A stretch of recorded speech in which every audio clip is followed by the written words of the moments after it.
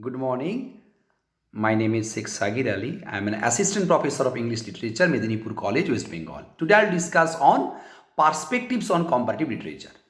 See, the primary aim of comparative literature is to study literature from different languages, cultures, nations to know the difference or similarity in history, society, and other creative expressions of human being, and to know the differences in skill and practices in the communities.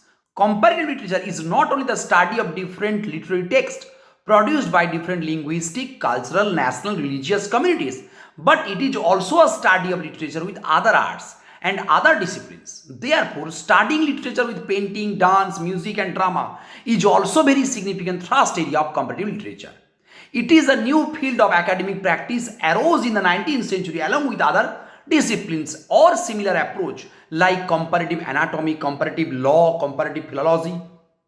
Okay, so if I define comparative literature in the words of H.H. Remack, a well-known comparatist, comparative literature is a study of literature beyond the confines of one particular country and the study of relationship between literature on the one hand and other areas of knowledge, beliefs such as arts, philology, history, and social sciences, that is politics, economics, sociology, the sciences, religion, etc. on the other.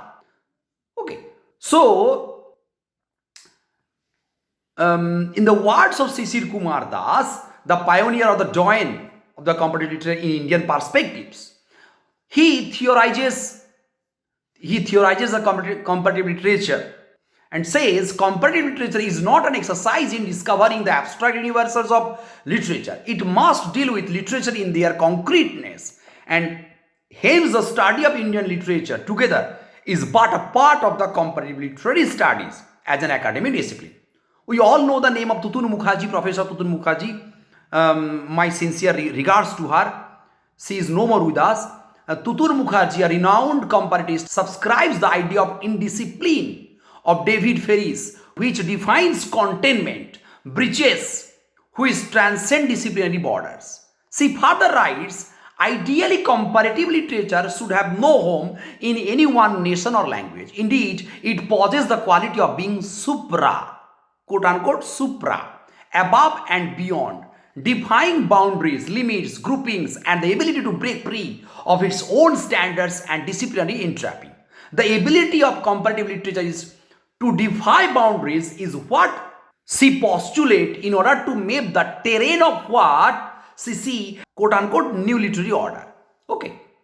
So the Mukherjee also proposed the idea of eccentricity to define the nature and the scope of the discipline, while she speaks about the eccentricity, which means perpetually moving away from any kind of centrality in the choice of subject matter and or manner of representation, perspective, and positionality theory and analysis. Now I will tell you Indian comparative literature. Many of the comparatists across the world have opined India is one of the most significant area of doing comparative literature because of its multilingual, multicultural, multi-ethnic, multi-religious nature.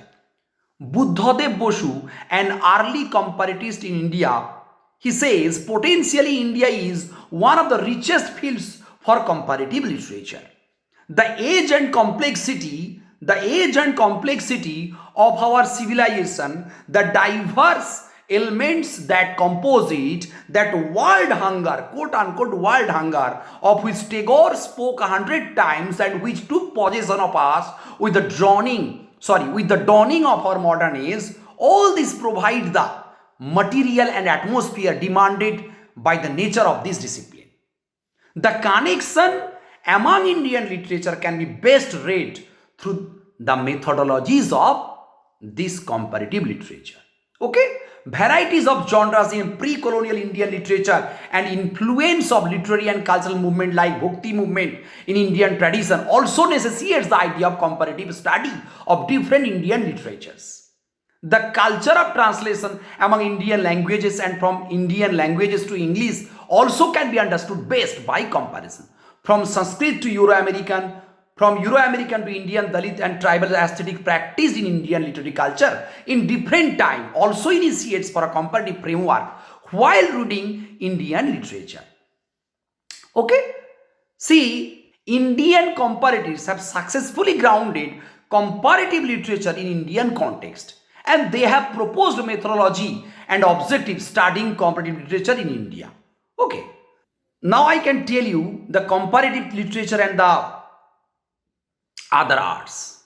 If we trace the literary traditions of India, it is quite visible that the idea of literature is immersed in multiplicity from different cultures and different Indian traditions, unlike Europe.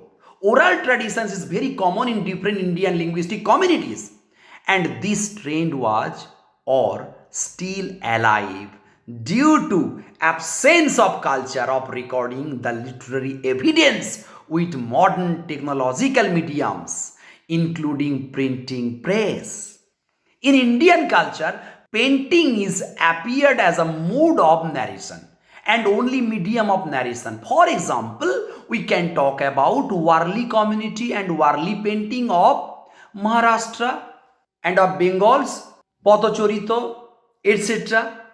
Padanavi, a folk theatre from Jharkhand, narrates the story of Mahabharata, which has been existing in community practice since long time, and to them this performance is one of the literary expressions, not being the piece of mere performance. Growth and development of Indian Bhasa literature shows performance and literature appeared in the culture as siblings. A remarkable category of popular performance of medieval India found their source of narrative from literary manuscripts, and literary manuscript also accommodated the narratives from performance traditions. This is how not only the theatrical texts but also other texts were used to be performed. For example, narrative poetry from medieval Bangla, Monsa Mongol Kabbo, etc. used to be performed as well. So India has intrinsic relation between literature and performance in its heritage. Now I will tell you comparative drama studies. Comparative drama studies as an approach towards literature and other arts helps to build one's skill to enhance the culture more critically.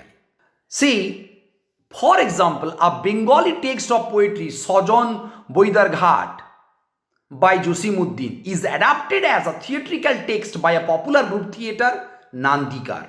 Tarashankar Bandyopadhyay's novel Hashuli Baker Upakatha is adapted in theatrical form by Pub Poschim Theatre Group. There are quite few examples of adapting drama texts into film. Okay? And Shakespeare is more adorable in practice also. Hindi movies like Maqbool, Omkara and Haidar is very popular example of such case.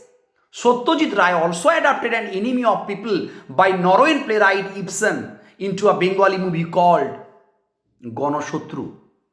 So, in comparative drama study, in the study of drama, in the discipline of comparative, we can have different area to be approached.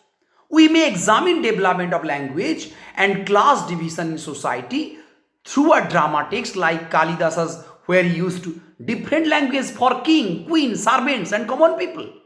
So we examine the method of adaptation and creation of new text when a literary piece of play, poetry, story or novel has been adapted as dramatic text in print or on stage. So, if I find some interface with cultural studies, I can say that it must be mentioned that at this point of comparative literature in the country in the 21st century engaged with two other related fields of study. One was translation studies and the other cultural studies.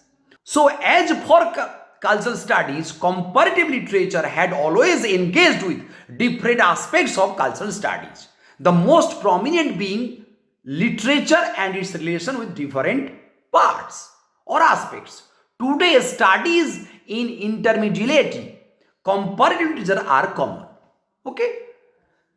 Now, this is how the whole thing comes into being. So, I discussed with you the various aspects of comparative literature and the perspectives on comparative literature. Thank you very much.